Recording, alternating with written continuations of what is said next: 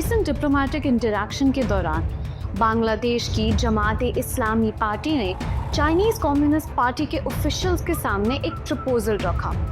Myanmar के रखीने reason में एक इंडिपेंडेंट रोहिंग्या मेजॉरिटी स्टेट बनाने का।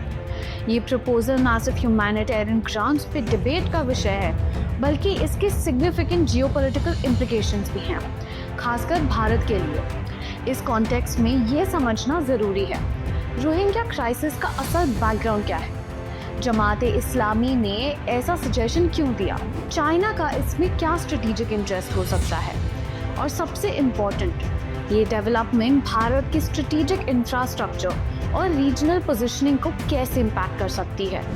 इस एनालिसिस में हम इन्हीं की पॉइंट्स को सिस्टमैटिकली एक्सप्लोर करेंगे। सबसे पहले बात करते हैं रोहिंग्या क्राइसिस की। ये कहानी कहाँ से शुरू हुई?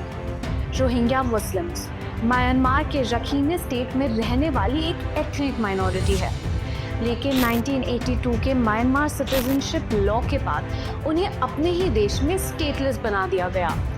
उनको ना सिटीजन माना गया, ना बेसिक राइट्स दिए गए। 2017 में म्यांमार आर्मी ने क्लियरेंस ऑपरेशंस के नाम पे एक ब्रूटल क्रैकडाउन लॉन्च किया।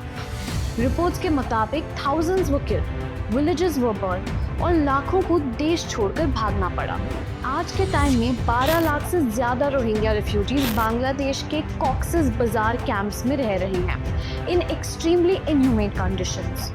ये सिर्फ एक रिफ्यूजी क्राइसिस नहीं है, ये साउथ एशिया की रीजनल स्टेबिलिटी के लिए टिकिंग टाइम बॉम्ब है। जमात-ए-इस्लामी का प्रपोजल, एक नयापन या एक खतरा? अप्रैल 27, 2025 जमात-ए-इस्लामी के टॉप लीडर्स ने ढाका में चाइनीज कम्युनिस्ट पार्टी के डेलीगेशन से एक मीटिंग की, और उस मीटिंग में उन्होंने एक इंडिपेंडेंट रोहिंग्या स्टेट का आइडिया प्रपोज किया, रखीने रीजन में ही।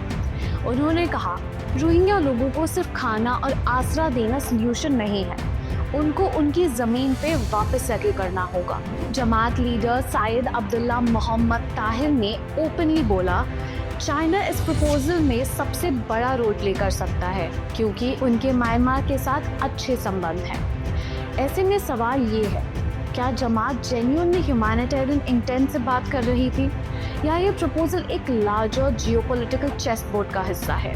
चाइना का क्या रोल है, शांति का या षड्यंत्र का? चाइना की म्यांमार के साथ मिलिट्री और इकोनॉमिक टाइज काफ़ी गहरी हैं।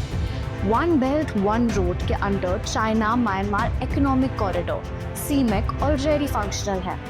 अगर चाइना एक इंडिपेंडेंट रोहिंग्या स्टेट बनने में सपोर्ट करता है, तो म्यांमार के इंटरनल डायनामिक्स और अनस्टेबल हो जाएंगे।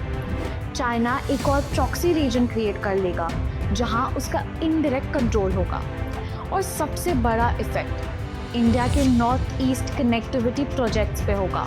इंडिया का सबसे बड़ा strategic concern, Kaladan project in danger? India ने म्यांमार के सितवे पोर्ट को Kaladan multi modal transit transport project KMTTP के थ्रू अपने नॉर्थ ईस्ट के लिए गेटवे बनाया है। ये प्रोजेक्ट स्ट्रेटेजिकली इम्पोर्टेंट है। नॉर्थ ईस्ट इंडिया को बे ऑफ बंगाल से कनेक्ट करता है, बांग्लादेश को बाईपास करके इंडिया को डायरेक्ट एक्सेस देता है। ये एक्ट ईस्ट पॉलिसी का मेजर इंफ्रास्ट्रक्चर बैकबोन है, लेकिन रखीने में अराकन आर्मी का राइजिंग इन्फ्लुएंस, रोहिंग्या डिस्प्लेसमेंट और अब एक प्रपोज्ड इंडिपेंडेंट स्टेट, सब मिलकर इस कॉरिडोर को हाई रिस्क जोन बना रहे हैं। सोचो, अगर चाइना बैक्ड रोहिंग्या स्टेट बन जाता है और अराकन आर्मी का कंट्रोल उस रीजन में बढ़ता है, तो KMTTP का ऑपरेशनल कंटिन्यूटी डेंजर में आ सकता है।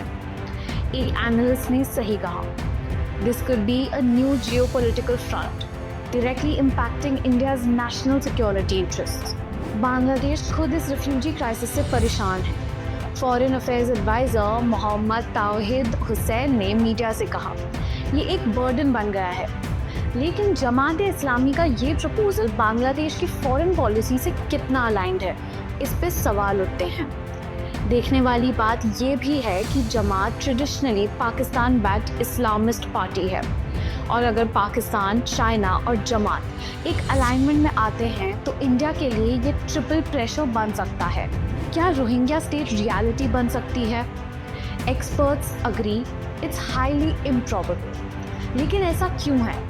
म्यांमार की मिलिट्री जनता कभी ऐसे प्रपोजल को एक्सेप्ट नहीं करेगी। आसियान, यूएन और इंटरनेशनल कम्युनिटी में इस पर कंसेंसस नहीं है। राखीने रीजन ऑलरेडी एथनिक और मिलिट्री कॉन्फ्लिक्ट से जूझ रहा है।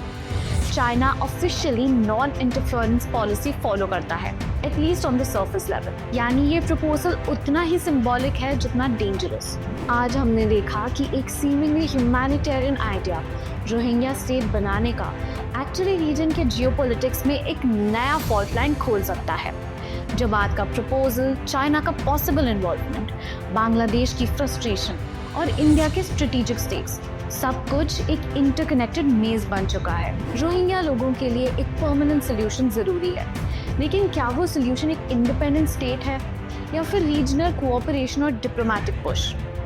और सबसे बड़ा सवाल, क्या साउथ एशिया एक नए जियोपॉलिटिकल फायरस्टॉर्म की तरफ बढ़ रहा है? आपको क्या लगता है? क्या चाइना इस प्रपोजल को पुश करेगा? क्या इंडिया अपनी स्ट्रेटेजिक एसेट्स को सेफ रख पाएगी?